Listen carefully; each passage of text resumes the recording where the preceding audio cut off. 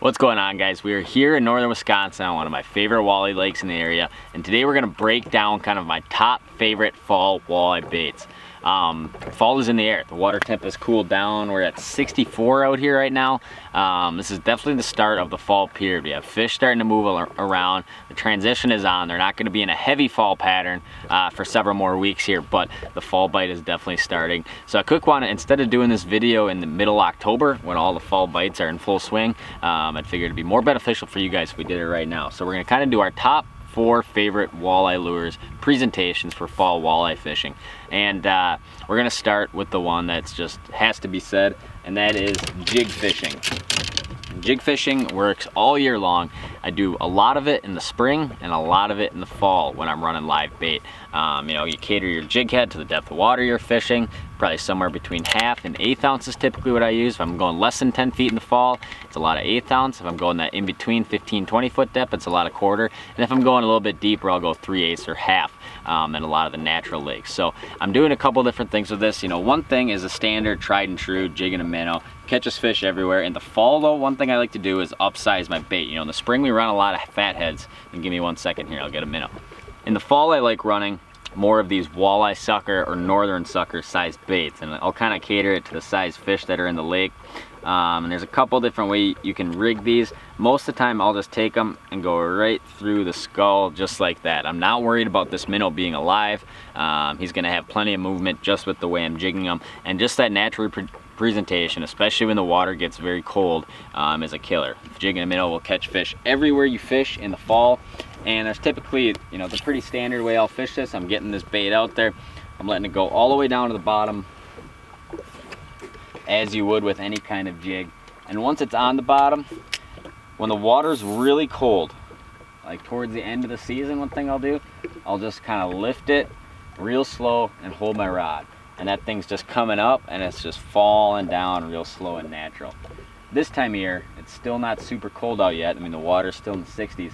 What I'm doing is I'm taking it and I'll kind of do a double pop like that. A double pop or a single pop, and I'm easing it down, pop it like that. Most of the time doing this, you're gonna feel that jig get smoked on the way down, just like that. And most of the time in clear water, I like to work a jig a lot quicker. I feel like that pop gets more bites than just kind of this until it's real late in the year. So that's basically the jig and the minnow bite. Now the other thing I'm gonna put on this jig, especially this time of year, is a Kalin's Jerk Minnow Junior. So the other thing I'm going to run on this jig is a Kalin's Jerk Minnow Junior. My favorite color in this is green shiner, and I'm going to thread that on, super basic, just like this. We've done a whole bunch of videos on these if you want to see fish get caught on this. But basically this, I'm typically fishing a little bit faster and not super deep. So I'm going to cast it out there, I'm going to get it all the way down to bottom.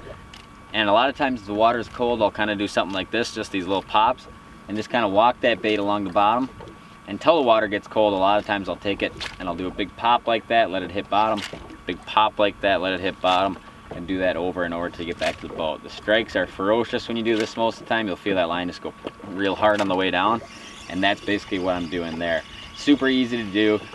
Jig's a very versatile bait. It's got more walleyes than anything else known to man, and it's effective pretty much everywhere you fish. So we're going to move on to the next one, and it is another jig style deep water jigging application lure, and that is the Acme Hyper Rattle. We've done a whole bunch of videos on this kind of presentation. It's basically just a heavy lead bait if you're not familiar with this. Most of the time I'm using this to shoot fish right off the graph. So most of the time I'm fishing this, it's deeper than 20 feet of water, especially when fish push deep late in the fall. We use a lot of this bait, and basically what I'll do is I'll drive around till I see the fish. I'll drop right on top of them. You want to free fall that bait all the way down to the bottom, and you'll want to visually watch it in your sonar. You know, make note of kind of where your transducer is in your boat. Mine's in my back right. So typically I'm dropping right there, giving it a big rip up, and I'm letting it fall on a slack line. Big rip up, let it fall on a slack line. You're going to feel your bites most of the time when you go to rip again, and that fish is just going to load your rod up. Most of the time they snatch this bait right off the bottom. It's a very fast way to fish, and when they're on it, it is absolutely the fastest way to catch a whole bunch of walleyes. That's one of my favorite colors right there. It's like a purple descent type color, purple back, and most of the time I'm fishing the biggest size in this, which is like a 28 gram, I believe.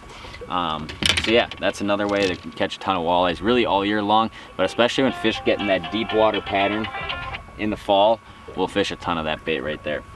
So the next presentation we fish a ton in the fall is another way to show live bait to a fish, and that's a Lindy rig. And when I'm doing this in the fall, I'm using a lot of minnows. You know, live bait, the way live bait generally cycles throughout the season. In the spring, you're fishing minnows. Most of the time in the early summer, it's leeches. Midsummer, a lot of times that changes over to crawlers, and then in the fall, it picks back up with minnows again. There's not a direct water temperature to, you know, live bait correlation, but that's generally what most guys are doing and what works best for us. So the next thing we're using to show live bait to fish is the Lindy rig. Very old school way to fish. Basically what you have is a sliding sinker, a Lindy sinker, or some kind of bottom bouncer there. Then you have a swivel. You can throw a bead in there if you want. And then you're going all the way down to an octopus hook, you know, kind of a 2 to 4 foot lead somewhere in there. And then yeah, typically I'm just nose hooking a sucker just like this. I don't want to hook this one through the skull because I want him to stay alive. And this is a dragging presentation. So most of the time you want to make sure you're around fish first. And basically all you're going to do, you're going to take that sinker, drop it to the bottom. And typically I'm moving very slow through an area and keeping the sinker on bottom or very close to bottom.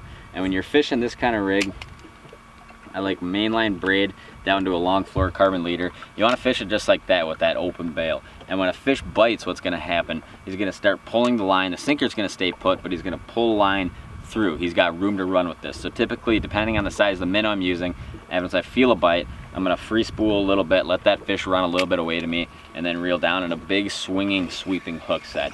Just another way to show live bait to fish. It's probably the most natural way you can show live bait to fish. That weight is not really a factor. You're not trying to like drag this thing super fast through fish. You're almost just trying to slowly work, keep that weight on the bottom, keep the minnow kicking up off bottom. It's a very simple way to really catch fish on a minnow in any depth of water. We use it most of the time in the fall, probably 15 to 30 feet this time of year. Sucker minnows are definitely kind of my go-to live bait really all fall long. And yeah, just super effective way to fish, a killer way to catch smallmouth. If you've never fished for smallmouth late in the fall, you can basically find them, drop down with that Lindy rig and a sucker, and you're going to be catching fish constantly. Smallmouth cannot say no to a live sucker on a Lindy rig. Alright guys, so one of the other baits I fish a ton in the fall is the deep diving, some kind of deep diving crankbait. This is one of my favorites right here. This is a Berkley Flicker Minnow number 11. I'll use 9s and 11s. Another one of my favorite ones is the Deep Rapple, the tail dancer. But some kind of crankbait that can get down to a deep depth. You're using this for combing deep suspended water. A lot of times the crawler harness bite kind of dies mid-September up here, maybe a little bit later some other places, and then it switches over to a lot more of that crankbait bite. The couple of places I use this, one like I said is covering deep suspended water, fish in that 20 to 30 foot range, suspended over even deeper water, or I'll use this to pound bottom, pound rocks on bigger flats or points or humps or stuff like that, places where it's big enough spot to get away with this. And this is a great way to catch big fish. A lot of times, you know, especially on a lot of your more stained lakes, this is a phenomenal way to fish all fall. You know, get in one of those spots where it's the biggest rock point on the lake, the biggest rock flat on a lake, the biggest, longest giant weed edge on a lake with a real clean break, and try to bounce this thing just barely nicking bottom just outside of that, either the weed edge or kind of right on the outskirts where that hump breaks out to deep water. And a lot of times this is how we catch our biggest fish all fall. A lot of times in these deeper Cisco-based lakes like I'm on right now, a lot of these fish might start to suspend. And when they're chasing around Cisco's and all the other big forage that's out there this time of year, a big crankbait's an absolute necessity. And a lot of times I'll throw snap weights on here or other stuff to put it down in that 25 plus zone. Some crankbaits you can run there. There's a lot of other great crankbaits that you can't run in that zone. But some kind of big crankbait like this that you can use to cover some of the deeper water is just an absolute must in the fall. When you're trolling cranks, you're going to want to put them on a line counter. I do all my trolling pretty much with a line counter, just because you have to be able to replicate. You know, if you're trolling suspended fish and you're not necessarily finding bottom, if it's a scenario where you're trying to find bottom to catch fish, then it's a little bit easier not to use one. But if you're trolling suspended fish especially, and you start catching fish at 120 feet back, you have to be able to replicate that pattern. So pretty standard trolling rod, line counter, 10 or 12 pound, try them big game and you're going to be good to go. So pretty much all the other applications I fish on 1 or 2 rods. One's a St. Croix Mojo Bass 610 medium light extra fast. This is the rod I use for pretty much all my live bait application stuff. This is a Piscifun Carbon X 2000, great reel. I spool up all my walleye spinning reels with 10-pound braid. The other rod I'll use for some of my heavier jigging applications, especially if I'm trying to snap jig something, I'll use a St. Croix Mojo Bass 6.8 medium extra fast. A little bit stiffer rod, a little bit snappier, and a little bit more backbone for working a real big bait. But hopefully this is beneficial for you guys. These are kind of the main 4 things that I'll be fishing pretty much all fall, and especially once fall bite really starts going here in a couple weeks. So if you have any questions, drop some comments below. We'll be filming fall walleye, muskie, a little bit of everything, multi-species video all fall. Fall's one of my favorite times of the year, and I'm excited for it to get here. Thanks for watching, guys. If you have not yet, please subscribe, and we'll see you on our next video. In our next video, we'll have fish catches.